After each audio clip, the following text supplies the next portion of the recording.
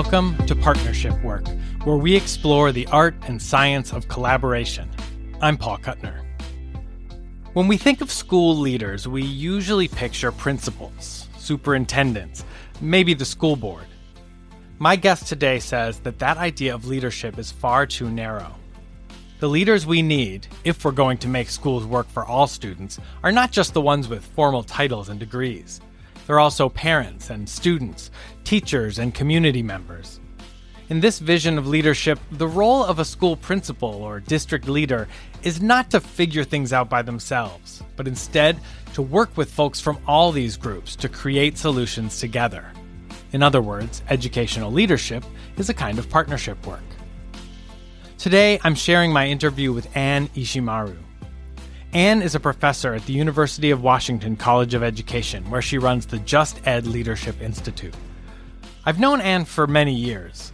As she talks about in the interview, we were part of a research project during graduate school, looking at how parents, students, teachers, and other leaders across the country were organizing to improve education for young people. Ann did her dissertation research with one of those organizing groups and has since gone on to become a prominent scholar of educational leadership. But she is definitely not your typical professor.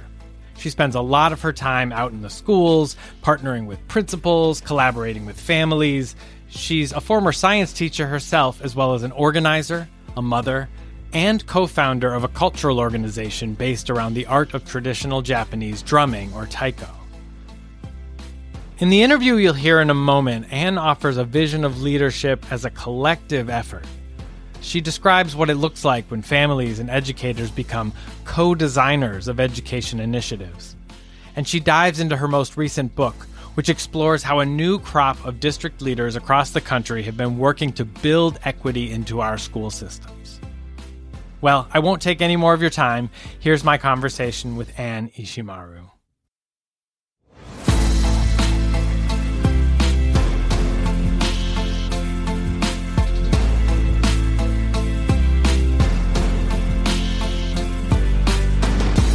Ann, it is so good to see you. It's terrific to see you, Paul. I'm excited to be with you today. You've spent a big part of your career working on improving education systems here in the U.S. What was your own experience like as a student, and how did that shape the work that you do now? Yeah, that's a great question. So if you'd asked me right after I got out of school, I would have said I had a peak education experience. I was able to, kind of put my head down, work hard, assimilate, and had really kind of internalized this model minority myth. And I think it's through doing the work that I've done in the research that I've done, and also in being involved in education outside of formal school systems, that I began to think a little bit differently about, like Sarah Lawrence Lightfoot always talks about, the difference between schooling and education. And so I had this kind of crystallizing moment during my dissertation research. I was working in a predominantly Latinx community. We were speaking in Spanish. Most of the parent leaders were from Mexico or Central American countries. And one of the parent leaders asked me, why are you doing this work? Why are you studying us and the work that we're trying to do? And I had to really think hard, partly because my Spanish is not very good, but also to really think deeply about who I am. And why was I trying to do that? And I explained to them that what I wanted to know was, how do we improve schools and enable children to succeed in education without forcing them to sacrifice who they are, their language, their culture, their heritage, their sense of being whole human beings and part of communities. And so that was a really crystallizing moment for me, because I do think that our school systems are premised on a whole bunch of assumptions that work great for a small group of students. And for many, many students, they aren't, I'll say yet, created or realized in ways that enable the flourishing and thriving of all young people. I love that. You study leadership in education. When you say leadership, you're not talking only about principals or superintendents. You're taking a much broader view. What does leadership mean in your work? Well, as you know, we first met studying organizing. And before I got to grad school, in addition to being a teacher, I was also part of environmental justice organizing and at the lead of a community cultural arts organization. And so when I got to grad school, I came with this notion that leadership was not something that required a title or a job or a degree. So I was very puzzled at first when I encountered the study of educational leadership because they were using this word that had this big, a much bigger, more powerful meaning in a very narrow, constrained way that was only about titles, only about org charts, and missed all this other aspects of what I came to think of as leadership. Then so I started reading the research and the literature and realizing, oh, wait a minute, that's the dominant notion of leadership, that it corresponds to the person with, the title of boss. And I remember wondering, like, can I even study leadership? Not only because the kind of approaches to leadership that I had come in with weren't what the literature was conceptualizing, but also because there weren't Asian American women in that literature at all. So it was like, can I study something I don't even exist in? And so the opportunity to be part of a study on education organizing changed all that. It was an opportunity for me to sort of reclaim a much more expansive notion of leadership. The group that I studied was in California, and their definition of leadership is taking responsibility for what matters to you. And I was like, oh yes, that's Mm. the conception of leadership that I came into this with. And so that led you to the idea that leadership is coming in addition to from educators, from principals and superintendents. It's also coming from families, from students, from community groups. When did you first start to get the idea that families and communities and students needed to have a role in making schools better? That started in the outside of schooling experiences that I had as a young person. I am I'm Yonsei, or fourth generation Japanese American. So my father was born in one of the incarceration camps, and all of my grandparents and extended family were incarcerated during World War II. And so when I was a kid, that seemed like very distant, abstract history. But I knew it was important because when it would come up, at school, I was the one who would teach my classmates about some of those histories.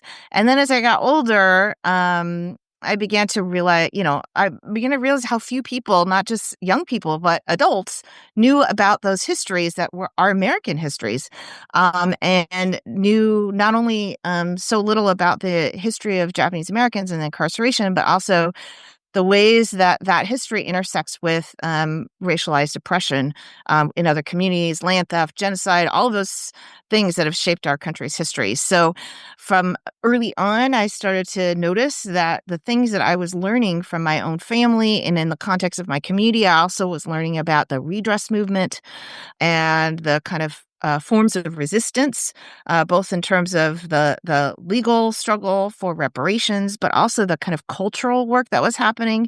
And that's where American Taiko comes out of, the Japanese word for drum, the importance of Asian American voice. And so then I started to think, wow, like there's really potent things that I have learned from my own family and community that I never would have learned in school. And so that's when I started to really think about the ways that those folks might have some really crucial insights and expertise that could be useful and maybe even essential for improving what happens inside schools. I think that's one of the things about thinking about leadership. We know it's crucial in improving schools or transforming them, is that the way I like to really think about it now. But educators alone, the professionals alone, don't have all of the insights, cultural practices, ancestral knowledges, and imagination alone to be able to do that. We really need the young people, families, and communities to be part of that process. In terms of schools, you started out as a science teacher. Is that something that you were trying to do as a science teacher? Are these ideas that came later for you? Um, some of them were happening while as a science teacher, but frankly, I was really just trying to figure out what was what. There were things that weren't sitting right with me that I couldn't figure out within the bounds of the curriculum how to address. I was teaching in a very white school. It was an alternative school. And but we did have a handful of kids of color, and one Black mom in particular had spoken with the leadership of the school about more multicultural curriculum. So this is, like in the 90s. And I was like, oh gosh, what would that look like in science? How could I do that? And I was getting all excited about it. And then I was sitting in this faculty meeting, and the teachers started ridiculing and making fun of this mom. There was some kind of event that was going to happen, and they were going to get parents to sit at different tables to talk about, I don't know, like their interests or things they wanted to contribute or something. And they started laughing about how she could sit at the table by herself. And it was this horrible feeling. I was a very young I was very young, and I just, it just made me feel really awful. I didn't have, I'm kind of ashamed to say I didn't say anything at the time. But I was just like crumbling inside. And that was when I was like, all right, I have to get out. I have to get out of this place. Yeah. And went from there into environmental justice organizing.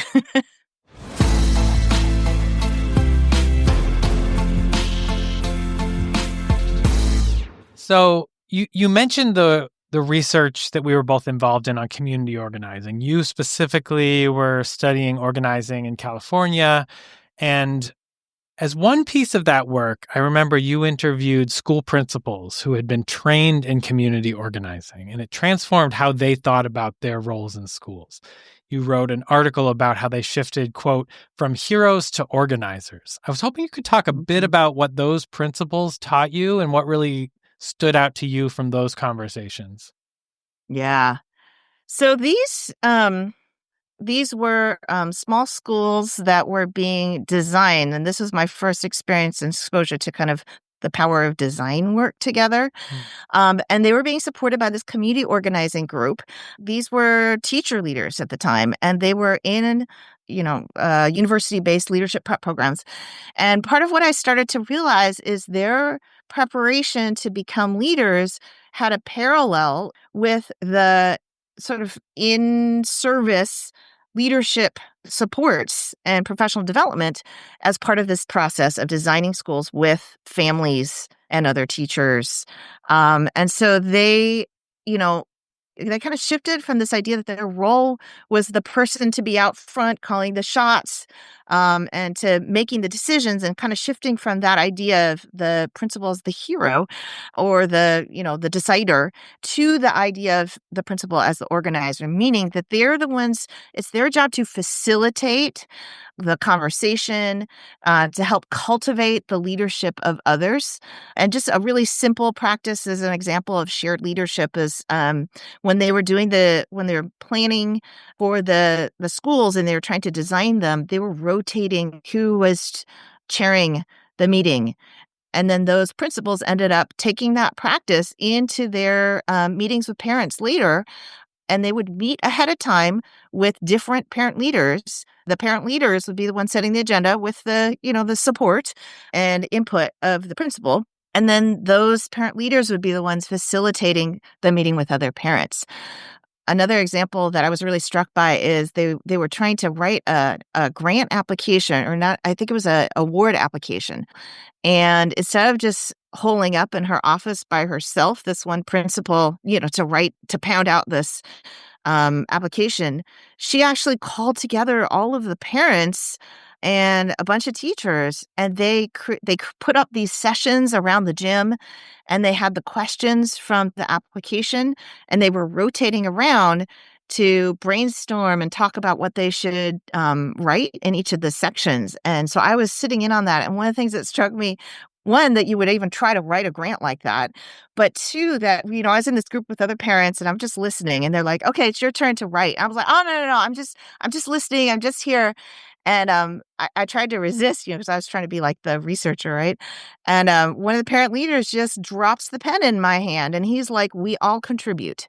And so I got up there and, like I wrote down some of the things they were saying, and I realized, okay, this is the culture here is so ingrained that now the principal with these other parent leaders have made it a kind of routine that everybody contributes, even the folks who didn't know anything yet. But we all had a role to play.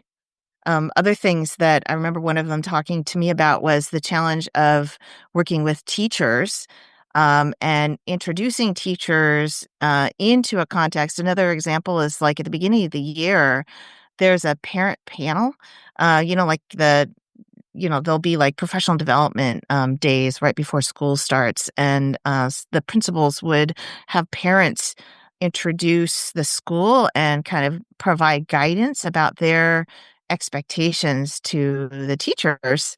And that's over time, I think they developed more expertise in terms of, the parents were part of hiring teachers. So that evolved across time, but still, even teachers who said they were very committed to partnering with parents had never done it in the kinds of ways that they were doing it in these schools and the kinds of expectations that they had. And so I think that was sometimes challenging for the leaders to navigate between the expectations that the district had of them. Like they would get in trouble because sometimes they were told like, get your parents under control, that kind of thing. And they're like, we don't control them. And then also being able to think about their role in relation to teachers, supporting teachers to do their best work, but also having to navigate the very complex power dynamics that can play out as they are entering into a school context where partnership with families is not just call home when the kid's in trouble and, talk to them for 20 minutes at the parent-teacher conference. Right. Yeah, so I'm starting to get a picture of kind of the complexity here. We have taking on a role of a school leader that not only involves all the traditional things that a leader has to do, but you're talking about building different relationships and building trust with families. You're talking about building trust and connection between teachers and families, supporting teachers, and then doing this all while navigating this larger power structure in the district that's not built for this. That sounds like a bit of a setup for these leaders. Yes, and I think one of the other complexity, of course, is the community organizing group itself and the role that they played in relation to the district. They were definitely putting pressure on the district at the time. I think this happens a lot to folks in the principal role, that they get kind of squeezed in between. At the same time, though, one of the things that they all shared, though, is that the parents, the organizing group, the organized parents, the community organizers were an amazing source of support and sustenance as they went about their work. That without them, they wouldn't have been able to create the kind of school and the kinds of amazing. I mean, they ended up winning these statewide awards. They wouldn't have been able to produce the kinds of successes that they had. And one of them, the principal was there. I was really kind of surprised. She was at that school for, I think, 11 or 12 years, which is not the typical thing in many school systems. So she really talked about both the complexities and of getting kind of squeezed in that way, but also that those relationships enabled her to sustain in a way that she wouldn't have otherwise been able to.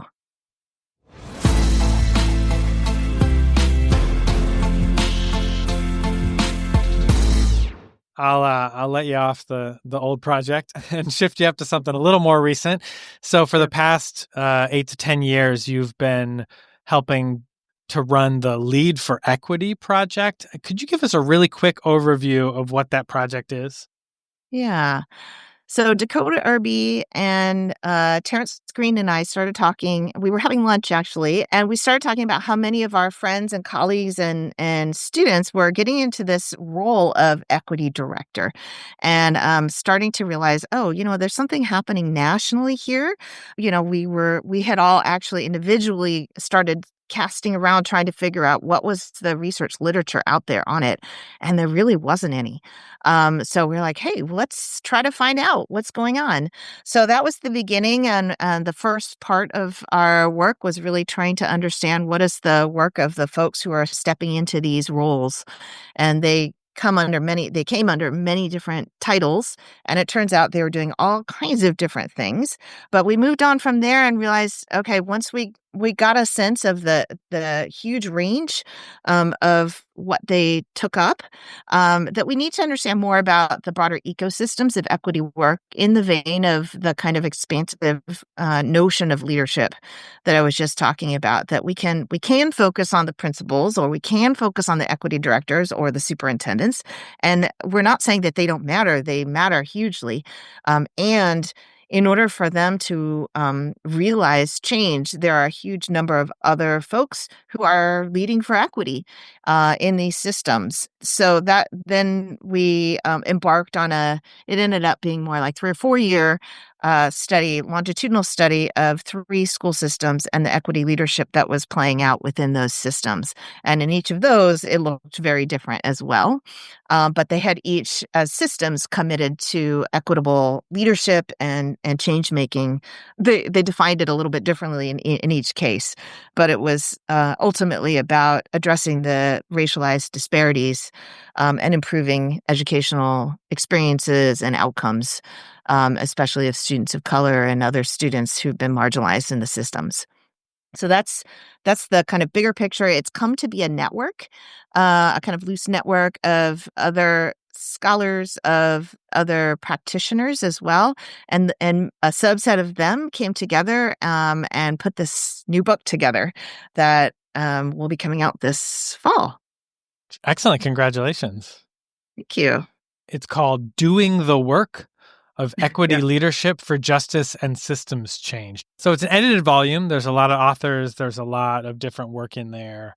I think one of the things that we have this kind of edited book idea in the field, where it's sort of like a couple people get together, they put a call together, and they're like, hey, speak about this topic. And then they get all these chapters in lots of different chapters, and they try to kind of make it fit together, but they're usually like from all these different just different research projects or different contexts.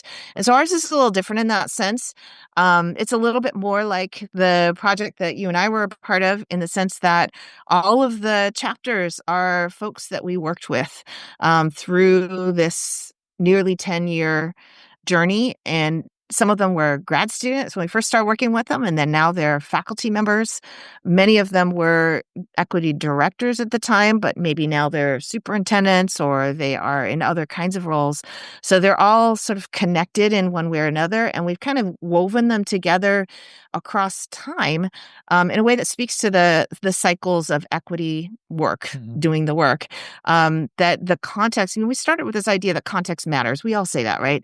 But really thinking about how there are, over the course of education, educational change making and reform, that there are awakenings, that there's kind of morning work where people are seeding and starting things, putting things in motion, creating policies and structures. There's what we ended up calling midday work, where all the lights are on, the folks doing the work. There's lots of support. There's resources that happened in the wake of the murder of George Floyd after 2020.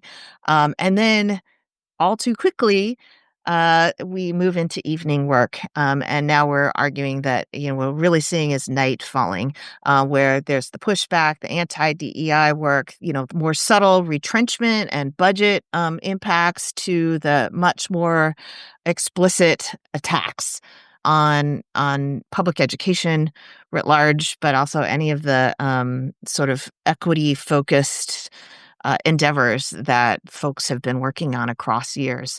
So our argument is that there are things that we learn across those times, and as we move into night, it's a time to reflect.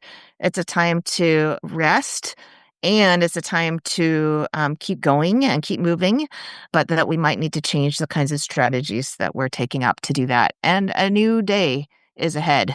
It may be a while, but doing the work, as the folks in the field say, it continues on. So that's Mhm. kind of the overview of how we approach that. That's great. So the work, as you mentioned, is complex. There's a lot of different pieces, a lot of strategies. I want to focus in on one piece. You mentioned just a moment ago about, looking beyond principals and superintendents, this larger ecosystem of leadership. And you write in the conclusion of the book, and I quote, "Leadership for systems equity work requires multiple people in a variety of roles with a broad range of expertise." So I was hoping you could talk a little about, in your research, what are some of the different roles and expertise that are needed, and who and how are those people coming together to build the coalitions or networks or collaborations they need? Yeah, I think I'll try to. I'm going to speak to. Hopefully, I can keep it succinct. Two different Mhm. examples. One is in the book, and one is work that I've been doing locally that is not yet in a book. So one is in a district. We have pseudonyms for all the districts, but one of the districts that we studied over time was one we ended up calling Sky Mountain, and so there was a kind of group of Black women principals who were connected to each other and were supporting each other. There was some district support, but it was really coming from them. And in one of the schools, the leader there partnered with families and then a community-based organization. They ended up creating this series of films that the kids created. This is elementary school, and so all the kids in the school, and it was part of a literacy effort, and they all created films. Each class created different films with a focus on either Indigenous sovereignty or Black liberation, and then there was also sort of food justice and water protection in the mix. And they created these amazing, beautiful films through this partnership. So you had, I kind of share this one because I know that you do a lot of work around the arts. So they had this whole curriculum that they developed, and it was really key that the teachers were able to be thinking about both literacies, but also communities and histories. And then they had community-based organization who really brought in the expertise both around community histories and organizing, but also had the film expertise. And then families brought their own, the support of their own young people, but also their hopes and dreams for their children more broadly. Man, they were amazing little films. They ended up putting them together. They had a community film festival, and what I remember in particular was this idea of they redid Ruby Bridges' first day of school. Hmm. Like if they could reimagine what it would have been like, and it was really beautiful. And one of my colleagues was like, I think like probably there were no dry eyes in the room after that. It was this very short film, but it was so powerful. And one of my colleagues was like, that was healing that I needed. So i- there's technical expertise in terms of the film production and script writing and all of those kinds of things. And then there's like this collective imagination that I think we don't often name as a capacity, but it's something that young people have already. It's just that we, especially in schooling contexts, don't often think about how do we cultivate that in tandem with these other aspects, some of them which are technical, some of them are cultural, others are, coming out of historical contexts. But all of those things together kind of harnessed with the cultivation of imagination, made for this really powerful production and learning. And yes, they actually did really dramatically improve the literacy scores. People always want to know that part, but to me, that was a only one, again, kind of like one small part of a much bigger and more expansive effort. That's beautiful.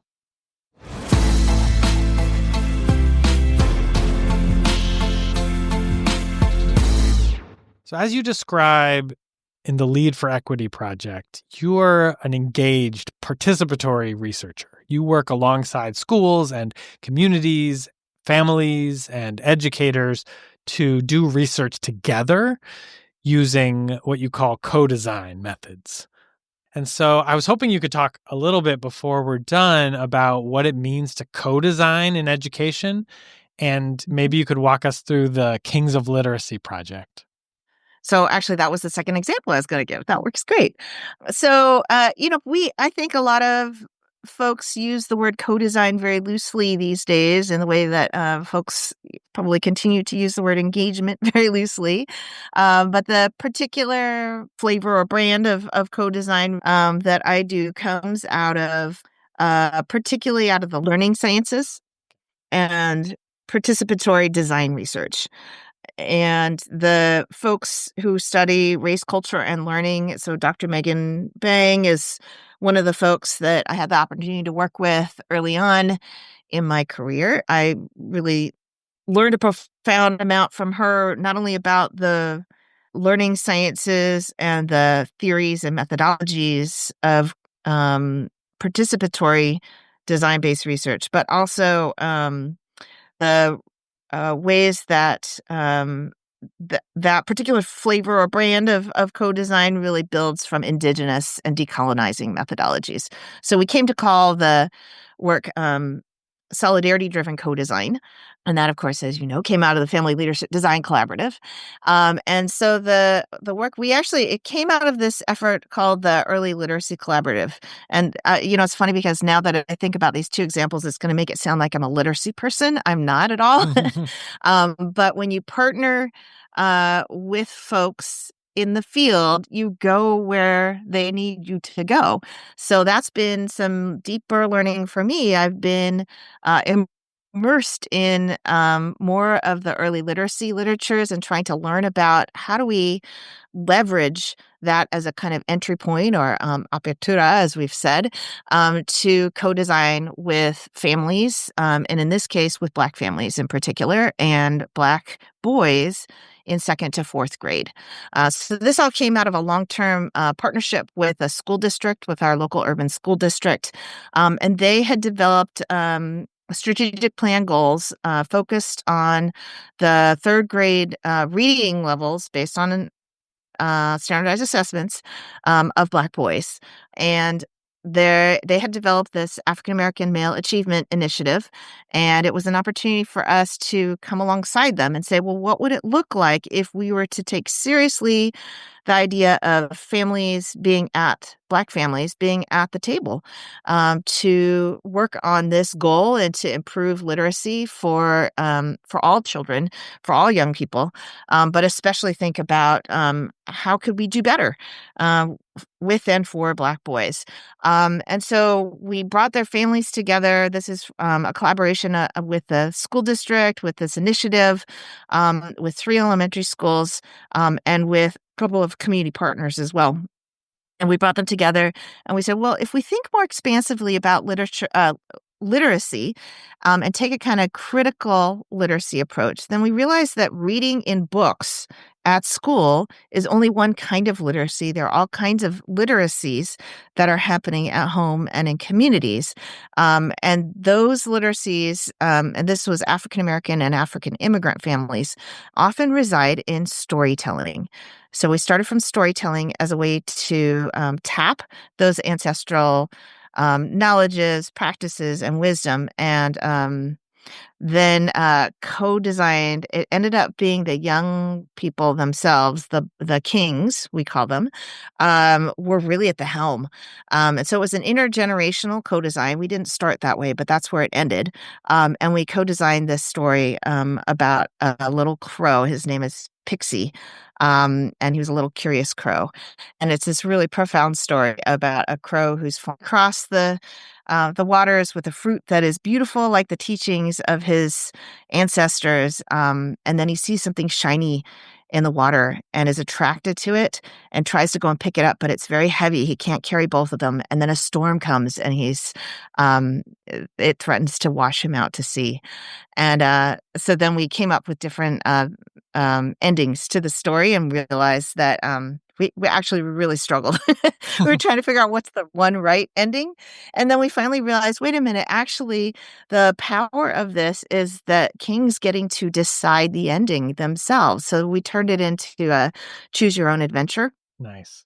And all of the stories, the one thing they all had in common is the crow's not alone in trying to figure it out. So his family comes, his friends come, his ancestors come, and he continues on this journey. And there are multiple different endings, but the power of it is that the kings have a sense of agency about how they get to navigate that journey. So that has been this really profound journey over the past 3 years in co-creating that. And now the families are continuing on. They've gone into co-design at their own schools. So one of the schools, for example, has continued on and they're making a cookbook that is rooted in the different recipes and cultures and family histories that the kids themselves are in. So there's so much more to say. It's really hard for me to stop talking about it No, that's great. because it's such cool stuff. But ultimately, the idea of co-design is, we're trying to. We are trying to improve schooling and outcomes and the experience of learning. But ultimately, one of the things that we're kind of after is shifting the relationships between parents, young people, teachers, other educators, and really fostering what in the literature we call transformative agency. So, because that's the thing that's going to sustain across time. So one of the things we try to do on this podcast is really get into the how. And so my question here, that is a beautiful story. You've told us a number of stories about how you or other leaders have brought families, schools, organizations, folks together to create something new, to co-design, to imagine and bring to reality new learning opportunities, new products, new experiences. What if someone else wanted to get involved in this kind of work? What would be like one or two pieces of advice that you would give them? Maybe things that you wish you had known when you first started, but had to learn along the way. I think one is if you are in a position, if you have a role in a formal institution, your first job is to learn. Before you start creating anything, to learn, to inquire, to understand where knowledge and wisdom already resides. So you start with the assumption it's there because I think we sometimes can think like we're going to drop in and we're going to create something new from scratch.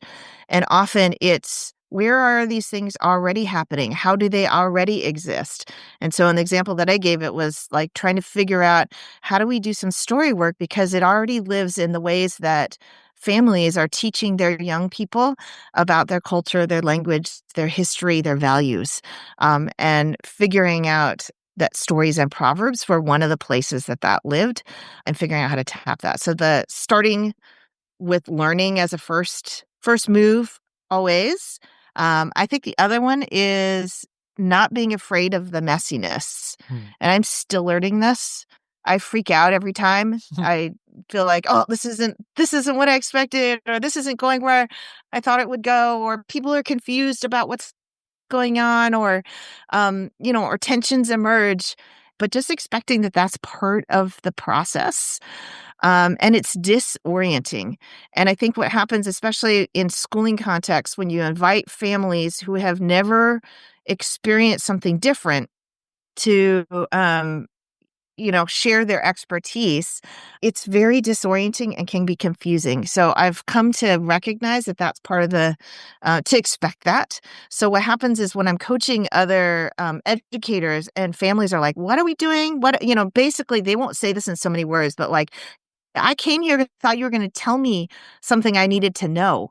When are you going to tell me all the things or give me all the materials or whatever it is? And we're not, and we have to keep saying to them, actually, this is about your expertise, learning from your expertise, and then we're going to co-create something together. Many times educators want to be like, oh, we're not doing this right. We're not. We need to give parents what they expect. And I think that's one of the things. It's like it's messy in there. There will be tensions. It's disorienting for everyone. Um, and trying to not slip back into it's our job to tell parents what to do or tell parents what they need to know.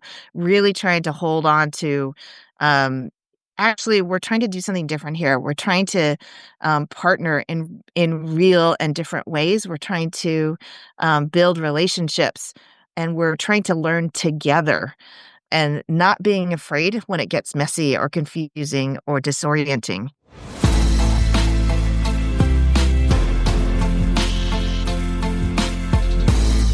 You mentioned that in the framework of your book, the people doing equity work in schools are entering a nighttime phase. During this nighttime phase, what is giving you hope? Yeah. I think what's giving me hope during this nighttime phase is also the same kind of thing, even during the midday was giving me hope, was just young people themselves who they're not afraid to take the stands, to push back, to organize, to be part of really continuing to make change. I just like there's so many, there's folks in universities, there's folks in K-12, and communities. Like it's real out there right now. Like people are being attacked, they're being taken, like the consequences are dire. And even so, it gives me hope that young people are not deterred. They're not going to take it laying down, and that their creativity and ability to imagine the worlds that they and we want is as strong as it's always been. I think like there's an added layer also, like in the wake of the pandemic, I was really struck by this. We're another one of my current projects is called Aunties and Uncles in the Schools. And it came out of work with families who were families of color who were really thinking about how when they were growing up, community aunties and uncles or or family of the heart were crucial in their, being well. And one of the things that I've been struck with is I'm partnering with a group that's really centers youth, how the youth, when they're sharing what they want, are really explicitly talking about their own social and emotional well-being and the need for adults to support them, to enable them to process. And they're just able to articulate that in a way that at their age, I definitely could not do. So I think, the thing that gives me hope continues to be young people and their visions. And this particular generation of young people is able to narrate and be explicit about some of the things that they need, both individually and collectively, in ways that I think prior generations, haven't had the language or the capacities or the experiences to be able to do. Excellent. So I find that really powerful. Yeah. Thank you. So that's the end of my questions. Do you want to let people know when the book is coming out and where they can find it? Yeah, it's coming out September 26th, and it's going to be published by Teachers College Press.